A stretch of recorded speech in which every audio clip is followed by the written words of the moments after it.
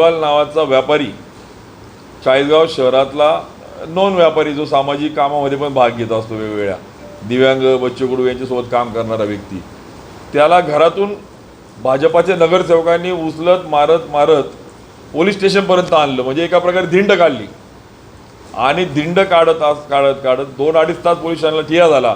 आमचे नगरसेवक त्या ठिकाणी होते, त्यांनी देखील जाब विचारला की काय कारण आहे, आणि शेवटी कुठलाही गुन्हा नाही, त्याला दबावात कुठली धमकी दिली गेली, तुला इथे अडकू तिथे अडकू, तो थांबला. पण दुर्दैव याचं वाटतं की पोलिसांच्या समोर बाजारपेठेमध्ये भर दिवसा एका व्यापाराला मारत धिंड काढल्या जाते. एक नोटीस नाही, एक प्रिव्हेंटिव्ह ॲक्शन नाही.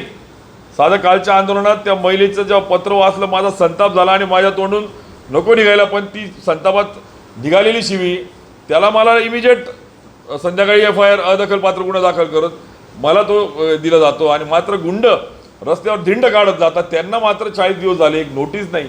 मी तो जाब PI ने विचारला आणि आम्हाला वाटेल तेव्हा करू. अरे म्हणजे कोणाचा धाक राहिलेला नाही आहे. आणि अशा पद्धतीने त्या व्यापाऱ्याला दडपणात घेऊन तू जर पुढे आला तर तुला वेगळ्या मॅटरमध्ये अडकू, आणि तो व्यापारी हिंमत करत नाही. अशा अनेक मॅटर्स त्या ठिकाणी घडत आहेत आणि म्हणून याचा अतिरेक झाला आहे. एवढ्यावर थांबत नाही आहे. एक पोलीस कर्मचारी, चाळीसगाव शहरातली रहिवासी, चाळीसगाव पोलीस स्टेशनमध्येच काम करत असताना हाच PSI घुले आणि त्याला संरक्षण देणारा PI म्हणेल त्या कर्मचारीला ज्या पद्धतीने त्यांनी, महिला कर्मचारी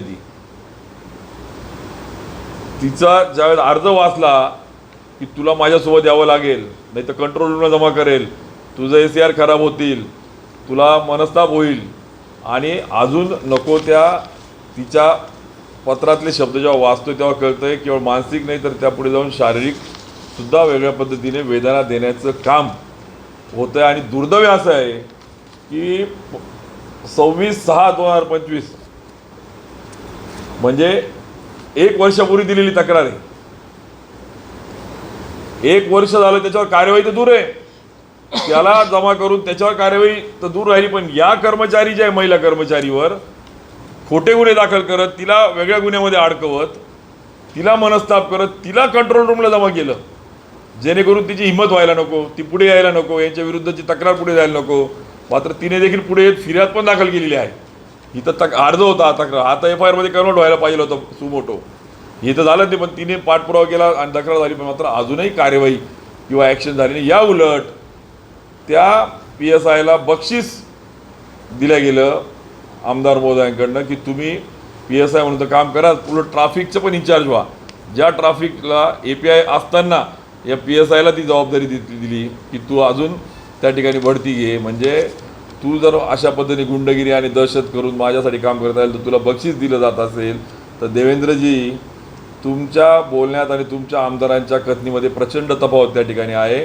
तुमच्या विचाराला हरताळ फासण्याचं काम जर चालू असेल तर मला असं वाटतं प्रथम राष्ट्र, द्वितीय त्या ठिकाणी म्हणणारा समाज आणि मी लास्ट, याला हरताळ फासण्याचं काम त्या ठिकाणी केलं जातं आहे. एवढ्यावर या महिलेला यांनी थांबवलं आणि या महिलेला वेगवेगळ्या मॅटरमध्ये अडकवायचा प्रयत्न केला, खोटा गुन्हा दाखल करायचा प्रयत्न केला. पण ती महिला पण त्या ठिकाणी जेव्हा तिचा स्वतःवर आपबीती आली, जेव्हा तिचा स्वतः इब्रतीचा प्रश्न आला, आणि मग तिने तो सगळी बाजू लावून धरली. आणि सुदैवाने काल हे ॲप्लिकेशन माझ्या हातामध्ये आंदोलन करताना आलं आणि ते जेव्हा वाचलं आणि त्यावेळेस माझ्या तोंडून त्यावेळेस हे निघालं. आणि तुम्हाला सांगतो एवढ्यावर हे थांबले नाही. हो, हिला स्थानिक गुंडांकडनं मारहाण केली, तिला म्हणजे पोलीस स्टेशनमध्ये शिवीगाळ केली. मधल्या काळात तिच्यावर खूप दबाव आला. मी काल आहोत प्रेसमध्ये बाईटमध्ये जास्त हे जाईल, पण फॅक्ट अशी आहे की थोडक्यात मारहाण करणे, तिला दबाव आणणे, तिला पोलीस स्टेशन शिवीगाळ करणे, म्हणजे राज्य गुन्ह्याचं आहे. पोलीस स्टेशन संरक्षण केंद्र आहे का ते गुंडांचं केंद्र आहे?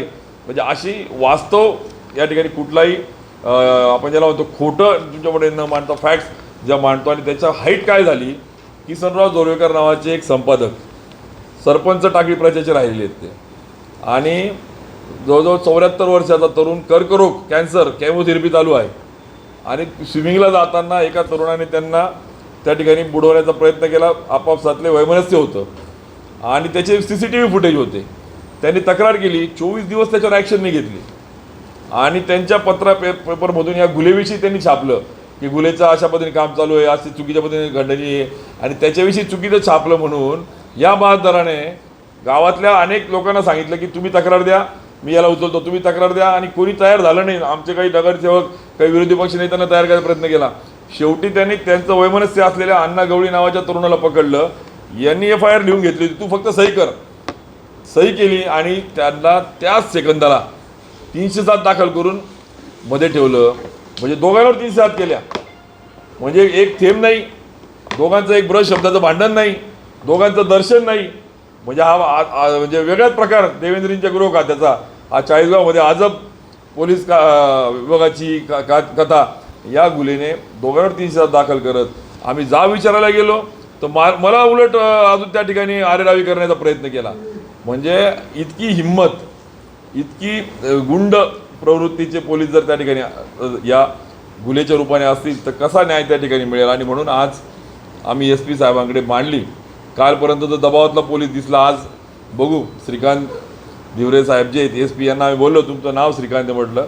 आम्ही लहानपणी पाहिलं होतं एक श्रीकांत चौकार मारणार, तुम्ही एक चौकार तर मारा. आता अपेक्षा आहे मारतात का नाही, का तेही दबावात येतात. मला खात्री आहे की ते IPS आहेत, ते त्याच्यावर कारवाई करतील. आम्ही सांगितलं तात्काळ त्याला कंट्रोलला जमा करा. एवढी गंभीर बाब आहे, 1 वर्ष झाली, इतकी इव्हिडंट आहे. ते तरुण इथे आलेले आहेत आणि त्यावर आम्ही त्यांना सांगितलं की याच्यावर जरब बसली पाहिजे.